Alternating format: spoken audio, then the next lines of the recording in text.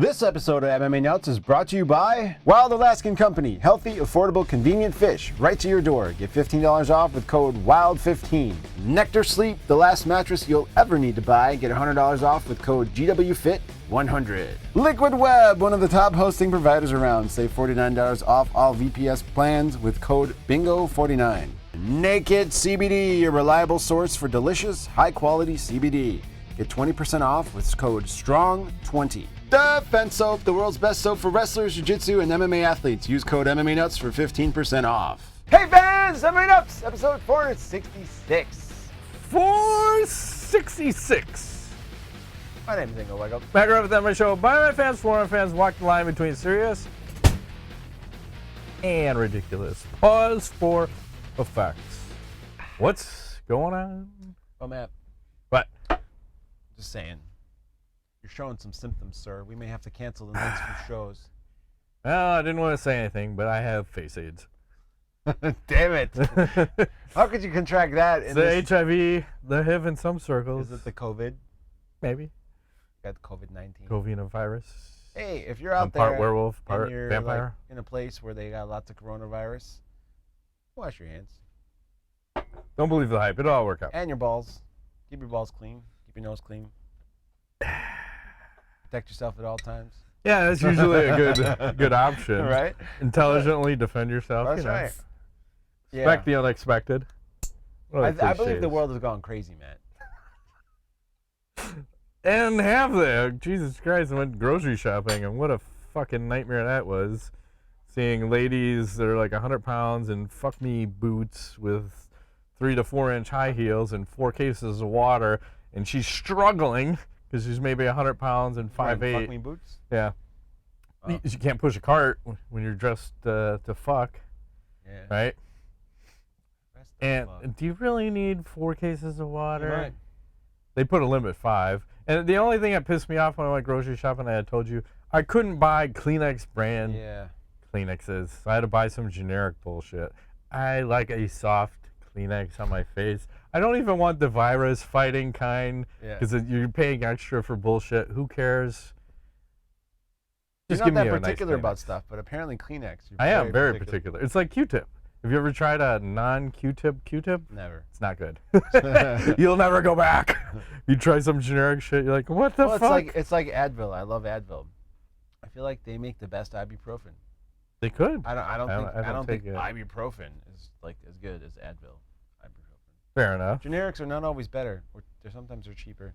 But I feel like there's been a run on toilet paper and stuff. The water makes no sense because you got water coming out of your faucet. Why can you not drink that? Right. What is it? Somehow magically going to be contaminated? Yeah. It might. No, everything's going to be contaminated. Don't believe the hype. It'll all work out. Yes. So let's talk UFC 248. So we have some prediction results. Uh-oh. I feel like I did poorly. You were 6-4. Oh, not bad. You're respectable. Yeah. I was 9-1. Damn. The Magic 8 Ball is 6-4. Thank you. I believe a golf clap is in order. Thanks. Or is it more like? So you're still winning overall, though. So overall, it goes 28-15 for 65.1% correct. Yeah. I'm number 2 at 27-16 at 62.7%. Catching up fast, though. I told you by the springtime this will be a non-issue. I don't know. I just did one good one. But the good thing is we're killing the Magic 8 Ball. The Magic 8 Ball is 23-20 at 53.5% correct. So okay. It's always good to see that we're smarter than a monkey and or Magic 8 Ball. I feel like it should make an appearance again. It's over there. I don't feel like getting up. But how about Bruce Buffer? Is he the amateur hypnotist? With his fancy suit? Yeah, you sent me that. Can I get 2 nipples for a dime? It's fancy, like, it's like all Alfred Hitchcocky. Like, I feel like he's under a lot of pressure. Like, if you're doing a show every week, I think maybe he's worn a jacket twice, but he's pretty much got to get a new jacket every week. How does he do that? He must have a fucking tailor in Vegas, right? Like, I'm going to need X amount of suits. And then he does special ones, too, where he has shit stitched into the lining, depending upon how special it is. So I think he did that for maybe UFC 100, maybe a Conor McGregor fight. Okay. It's not a Where do these cheap jackets habit. go when he's done? Maybe he donates them, because I know he used to put his ring card notes up for auction on eBay, and I think he donated that to charity. But that guy is so self-centered, he might just be pocketing that money and saying that. Hookers and I'm blow. just saying. If you've read his book, you know what I'm talking Very about. self-centered individual. Yeah. He likes to look good. Yeah. It's time! Oh, and here's the question. How long is he going to keep doing this shtick? I think he's got 3 years. It's like him and Dana White and Joe Rogan. Who's going to bow out first? Probably Rogan, right? Rogan, I would say, yeah. Bruce is probably going to go until he can't go. But Rogan is still having fun, judging by his sideline reaction, cage side. all Yeah, that. I feel like his commentary is slipping. It's not the greatest. It's too much hyperbole, and Yeah. I think maybe that comes with, and then too much digressing or stepping back to let the fighter step over him, which I gotta understand. They're in there, they have the experience, but Yeah. I still like him in DC, but we gotta get over the hyperbole. This is not always the best fight you've ever seen. Greatest fight. This might be the greatest fight I've ever seen in my whole life. These are the 2 greatest champions ever. Every time. Every time. We're talking about like guys that aren't even ranked. Yes. This guy's got the best jiu-jitsu in the world. True. So, with all the fights that we saw on the main card, where would you like to start? Well, I'm you want gonna to start positive or negative? I'm going to start positive. I'm Okay. going to mention Sean O'Malley, who had a Okay. fantastic performance to lead into the main card Yep. on the undercard. TKO head kick. I mean, he railroaded Jose Quinones and looking very sharp. I feel like was it a 2-year layoff? 2-year layoff for like some bullshit tainted supplements, not once but twice that they Yeah. tagged him on, and somehow he's got to ride the sidelines for 2 years. But yeah, credit that guy. You couldn't have a more perfect fight coming back, No. and Seen later Flawless. in the crowd in the main card smoking weed and eating pizza. that's what he said he was gonna do. He said, Hey. after I win, Getting high and I'm eating. what are you doing? I'm catching rays and begging chicks, or That's right.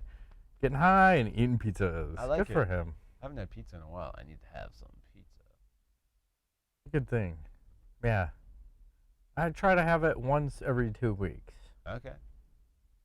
Not a whole pizza. Half a pizza. Mine those are days? small. Yeah. Yes. And Well, we can then- stay positive if you like. Yeah, let's go positive first. So let's go to co-main event and talk about Zhang Weili, or however you want to pronounce her last name, versus Joanna and Jedrzejczyk. So what can I say about this fight is that they beat the fuck out of each other for 5 rounds. Yes. It was coming and going and coming and going. Extremely razor sharp close fight, I thought.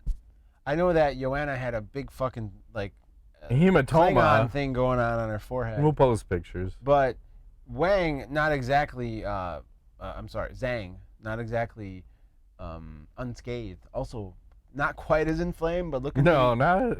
But They both ate a lot of significant they strikes. beat the shit out of each other, and I think it was extreme. I would almost say, to me, it could have been a draw. It was so close. I had it for Zhang. I don't know. I thought Joanna did all right. Yeah, I will say this is that I thought Joanna was going to get knocked out in the first round, and I think when I look at the performances, she probably impressed me the most with how she performed in this fight, because I thought she was getting knocked out, but she was right in there with it. And I think part of that maybe Zhang, this is the first real step up in competition as far as like striking wise. Big stage, 5-round fight. And Joanna brought it. And my critique of Zhang is, why didn't she throw any fucking uppercuts? Like, Joanna is ducking down the entire fight, and that's why it's like you're getting the forehead punches. And I think that all happened from an incidental headbutt at some point, or it could have just been Joanna hematomas up, because someone posted a picture of all her other fights, and pretty much she gets a hematoma after every single fight. Oh, damn. To some extent. Obviously more brutal in this last one, but she's a little susceptible to that. And I think you got to thank Vegas, or thank that this happened in Vegas, because imagine if this happened in New York. They would have stopped it. Yeah. As soon as that swolled a little bit, stop the fight, stop the fight. So luckily it was in Vegas, and they just said, you know what? she'll be all right. She doesn't have a lot of fat on her head, so it's like I think it's worse. It shows up worse than it seems, and I don't know. Like I feel like you got to let him fight. If there's no, she was okay. Yeah, she said it hurt, and she felt all the like punches. The third round or whatever started to bother her quite a bit, but she trucked through it. And I felt the ladies put on a show. I think we have a contender here for Fight of the Year already in these two. And is this the greatest women's MMA fight that you've ever seen? I think it may be. I'm struggling to remember anything greater than this. Because I think it is because we had parity, right? It's like each person has their, round one or their strikes landed, and typically in the women's fights, it's one-sided. It's fucking all one way or all the other way. Yeah, I'm remembering Ronda Rousey and Miesha Tate, Ronda Rousey and Holly Holm. Those two were both. Well, the Rousey Holm one was finished relatively quick, maybe round 2. Yeah. With a fucking head kick KO. Yeah, but it was exciting as well. Yeah. I'm trying to think of like what else was that exciting. But then I don't know how much drama this carried, and look at how the crowd. Yeah. Right? And when it finished, there was that debate of like who actually won this. These two just beat the fuck out of each other, and you're like, wow, that was impressive. Pretty solid. Yeah. Solid effort. Maybe the greatest women's fight ever. Yeah. And they said this was the third most significant strikes landed in a single fight in UFC history. Oh. With 351. Number 2 on that list was Poirier versus Holloway at 359. And then number 1 was Holloway versus Ortega with 400. Whoa. Yeah. So 9 strikes away from almost being number 2, but god damn. Because not a lot of head movement. No. It was just, let's just beat the fuck out of each other. And I appreciate that. Those are the kind of fights we love. Last woman standing. Yeah. Well, speaking of Ortega, can we talk about what happened in the crowd for a second? Sure, go ahead. Apparently he beat the shit out or smacked up some Korean pop star who was a translator for Korean Zombie. And said some shit. It was just a slap. And he slapped him, but the whole thing, I don't know. I didn't see any actual video of it. I saw the aftermath. I saw a little bit, but you could hear a slap, but it was off camera, and then they panned to it, and you see Ortega basically saying, "That's why you got the slap." And then Ortega went on Instagram and posted some shit about, "I slapped 3 people that night. One was this, one was that, and I'm sorry for the first one. I'm sorry for the second one, but I'm not sorry for the last one." Okay, which was the park guy? But I think all 3 were the same guy. Oh. He was just saying, but it's weird because I think they were saying that Korean Zombie went to the bathroom and that's when Ortega decided to slap this guy. Whatever. There was a lot of chaos in the stands because then I think even after the main event, Paulo Costa was getting out of control. Mm-hmm. So then Dana White said security had to grab him and take him backstage because he was getting too fucking lippy. So, like, you got all these fighters in this pit. Like, maybe need to keep them a little separated or have a little handler or put them on fucking leashes. I don't give a shit. Or little individual cages. Give them some carbs to take it down a notch or some weed. Not protein. Something. Give them some ice cream sandwiches. Yeah, so I don't know what to say about the Ortega thing because it's kind of out of character because he's trying to be the nice guy and... I don't know. It's a personal thing. Maybe he's just high and drunk or something, and he's just like, I'm going to smack this going off the rails. Fucking guy around a little bit. Yeah, because obviously now that's the fight. Dana said, we're going to make the fucking Ortega Korean Zombie fight because they got beef. Maybe it's all an act. Could be. Could be a setup, too. You never know.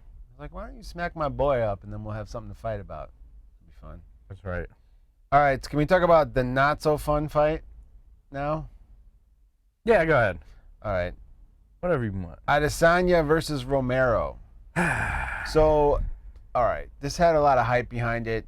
Adesanya talking a lot of shit, talking about I'm going to fight Romero. Romero, being the world beater he is. And the two of them get together in the first round, and nothing happened for like 3 minutes.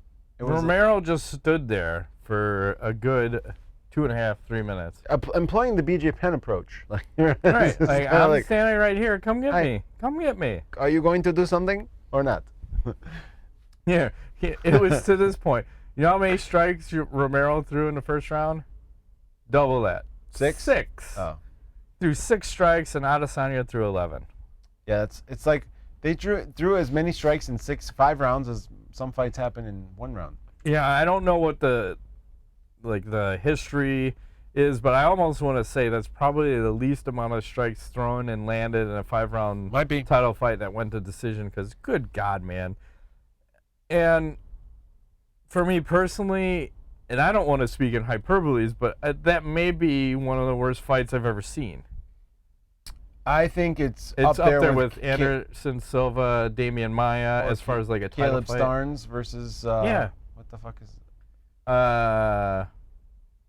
Nate Quarry. Nate Quarry, yep. But I feel the ref is partially to blame because he didn't say shit until the beginning of round 3, telling them, "Hey guys, this is a title fight. People paid money to come see this. You guys got to start fucking fighting." He needs to get in there and be more active and tell them while the fight's happening in the first round, and stop the fight, take a timeout, and go, "Listen, I'm going to start taking fucking points off if you guys don't start engaging."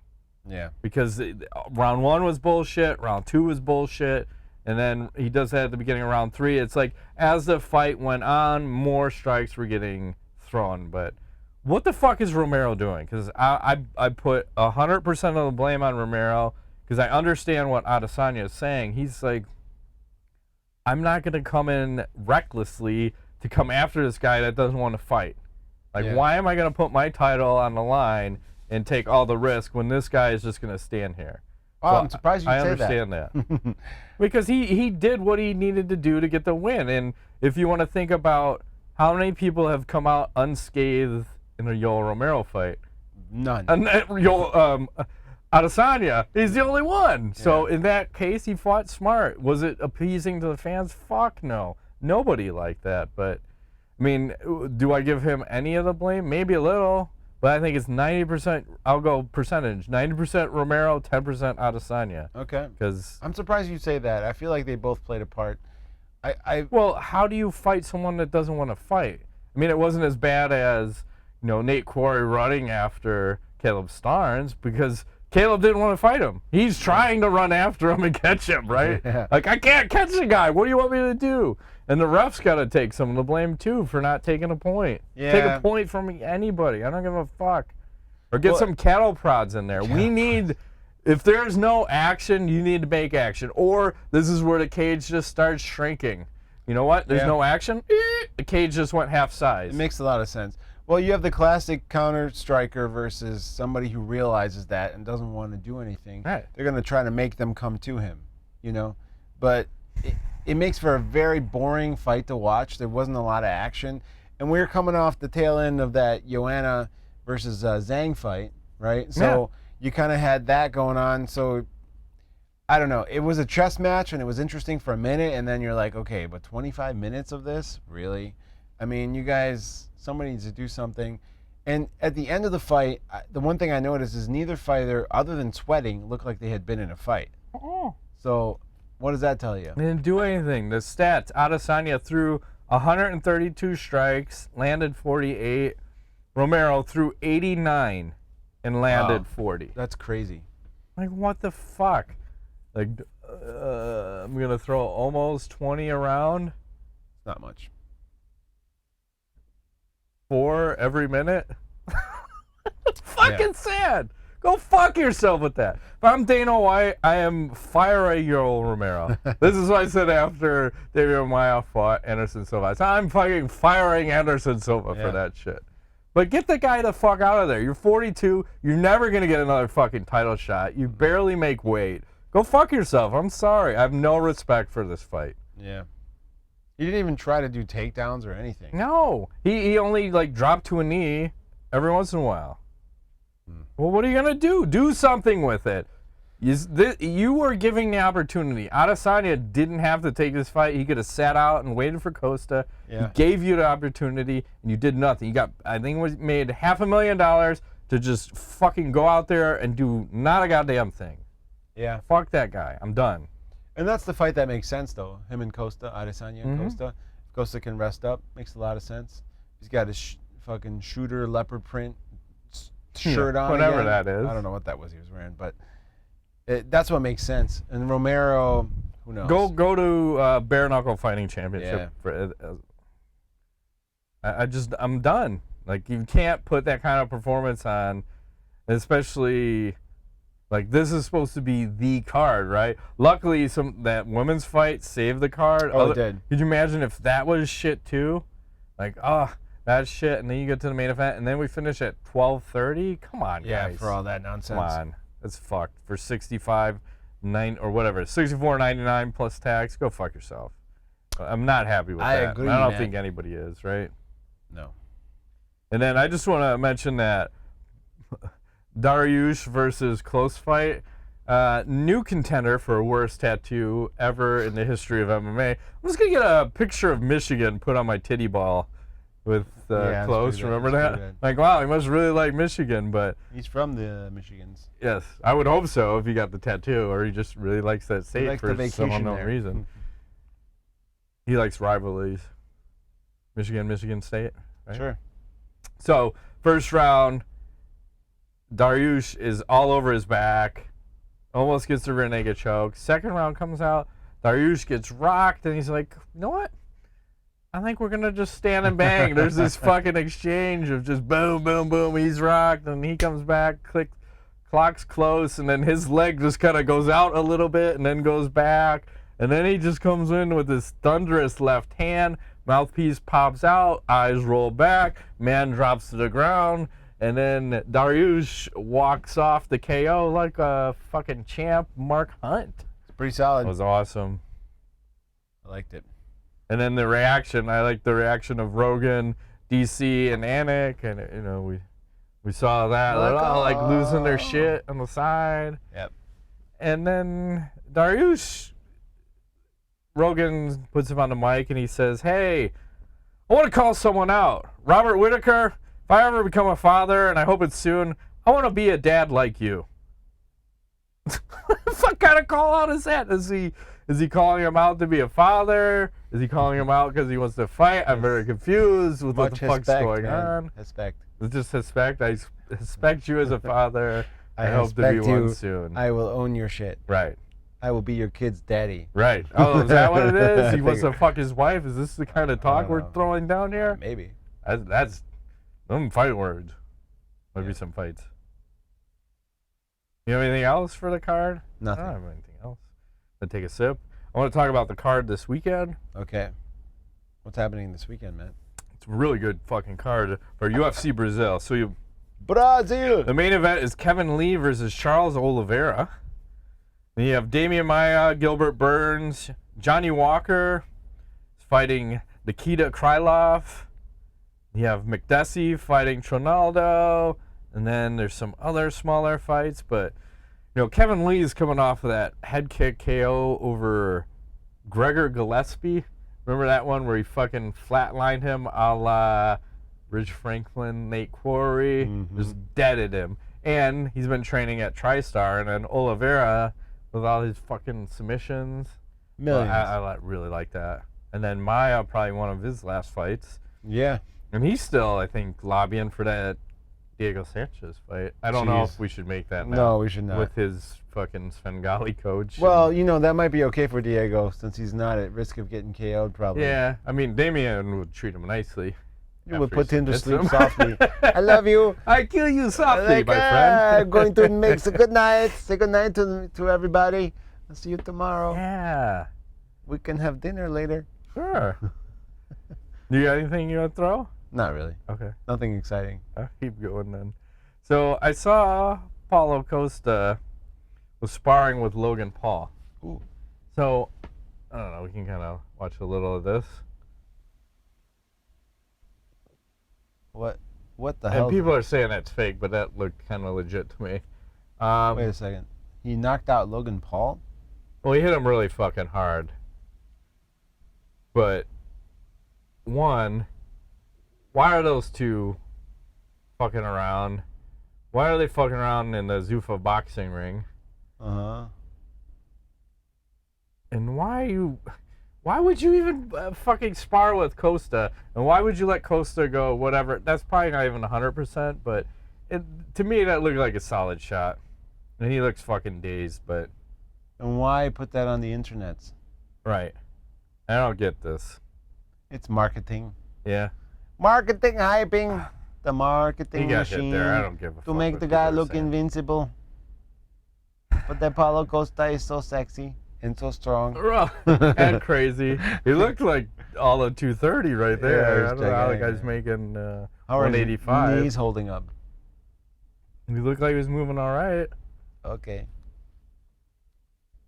But I wonder if that's the kind of shit Zuffa boxing is going to be. Like the Logan Paul, he wants to box like a Dylan Dennis or whoever. Or do you do YouTube personalities versus UFC fighters? Do you do boxers versus UFC? I mean, the sky's the limit, I guess, right? For sure. You can do whatever. Do whatever you want. You are the Zuffa. You can do anything. Do they do them on the same night they do UFC? Yeah, it could be the lead-in. Like the undercard is this boxing shit? Yeah. And then Bellator did that. They did those combos. Like Oh, it could work. kickboxing and then MMA. Mm-hmm. Some new fights announced, so there's some crazy shit coming. So Brett Okamoto said the UFC is rebooking last week's controversial bout between Ion Cutelaba and Ankalev to UFC 249 in April in Brooklyn, and that was that fight where the guys Right. they stopped it early, so they're gonna redo that. This next one, I just look at it and go, oh my God, why are we doing this? So we're going to do Amanda Nunes versus Felicia Spencer for the 145-pound title at UFC 250. So not only are they giving Felicia more than she can handle, but they're also going to put the fight in Brazil. Oh, Jesus. It's like, what the fuck? Are you kidding me? Setting her up for failure. Yeah. The worst kind of I fight. don't know what this voice is I do. I don't know, that's great. Just wait, you can get the next one. So Fabio Maldonado is thinking about retiring. So right now he's negotiating with the bare knuckle fighting championship. To fight the Fedor? And maybe again. And he won that fight, and they clearly gave it to Fedor. Yes, they did. 'Cause What the hell is going on? You're clearly in Russia. So that totally makes sense, right? Okay. Sure. Fuck, man. What is this world coming to? I don't know. It's not good, is I'm it? going to infect you with coronavirus now. Are you ready? Where? Where are you gonna give it to me? Well, that's what I'm joking. Like we're watching the fights, I'm like, why can't some of the fighters just start coughing on the other ones, Yes. or bleeding on them, a la Brad Pitt in Fight Club when Yes. he tackles the guy and he's got blood all over him, he's bleeding all over him. Like, I don't know. That's good I stuff. feel like I should do Should that. rewatch that movie. I haven't seen it in a while. Tweet of the week. This is Twit Heart says, I can't help it. Oh, picture of Gerard Faber with That's a guy with a fantastic. plumber's crack. Oh my God, that's terrible. Must be the heater coil. Yeah. And what's the next follow-up? And then Clay from Uncle Joey MMA says, rest up, champ. There's an article that says, Deontay Wilder is in hospital after trying on Canada Goose Coat. I love it. Too heavy for him, huh? Yeah, a little bit. Those goose coats down, they get heavy. I don't have a coat that warm. I should probably get one. No, I just have a Carhartt jacket Okay. that's fleece or something. But it'll probably last me forever. Does it work? Yeah. Okay. But I usually wear a fleece under it and then that one, and I don't know issues.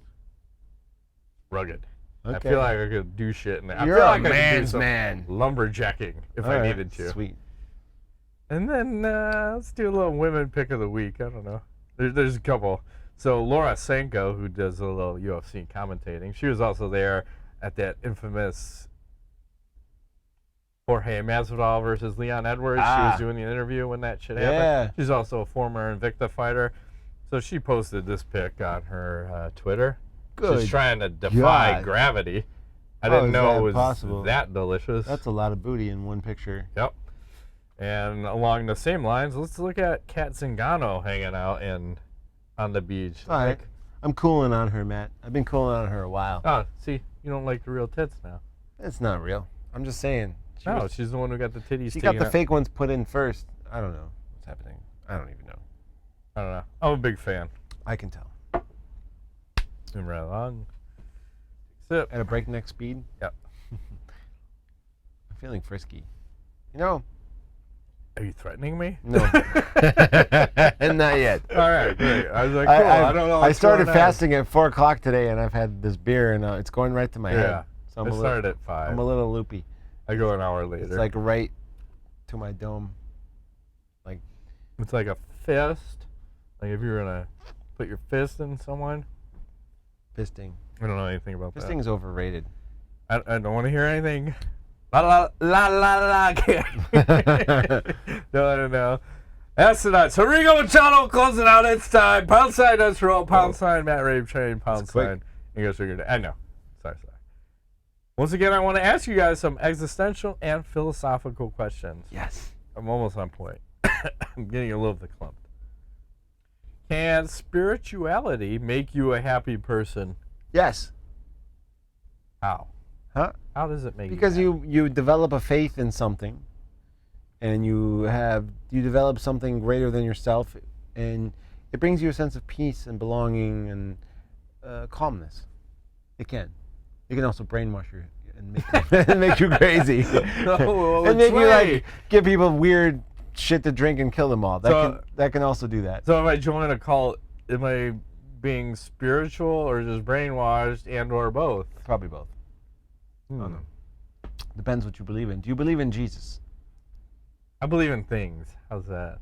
Or like, I believe in there's something higher above me that I don't quite understand. What was that movie? Not Major League.